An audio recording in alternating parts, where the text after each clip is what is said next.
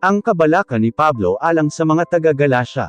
Galasya Kapitulo 4 versikulo 8 hanggang 20. Sa dihang wala pa kamu makaila sa Diyos, mga ulipon kamu sa mga Diyos.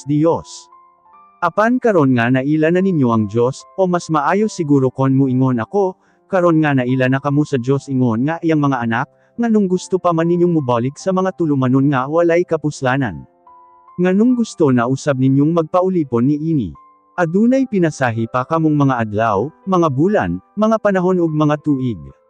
Nabalaka ako nga basig ang tanan ko nga paghago diha kaninyo mahimong walay kapuslanan.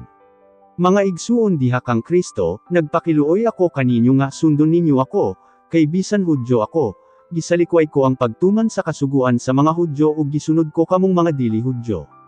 Wala kamoy nahimo nga dawtan batok kanako. Nasayod gayud kamo nga tungod sa akong pagsakit nakasangyaw ako sa maayong balita diha kaninyo sa unang higayon. Ug bisag nagtamay kamo sa deperensya sa akong panglawas wala ninyo ako isalikway.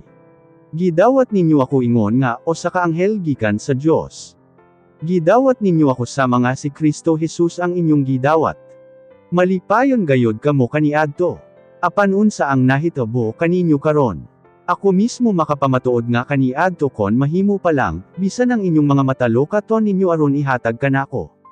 Apan karon giisip ninyo ako nga kaaway tungod kay gisugilon ko kaninyo ang kamatuoran. Adunay mga tawo diha nga nagpakita nga sila nabalaka kaninyo, apan dili maayo ang ilang katuyuan. Gusto lang nila nga mabugnaw ang inyong pagtagad kanako aron sila ang inyong dapigan.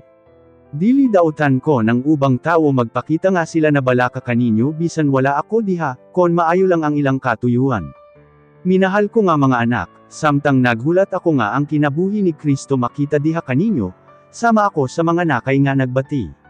Dako ang akong tinguha nga makiguban kaninyo karong mga panahuna aron makasulti ako pag-ayo kaninyo, kay nabalaka ako kaninyo.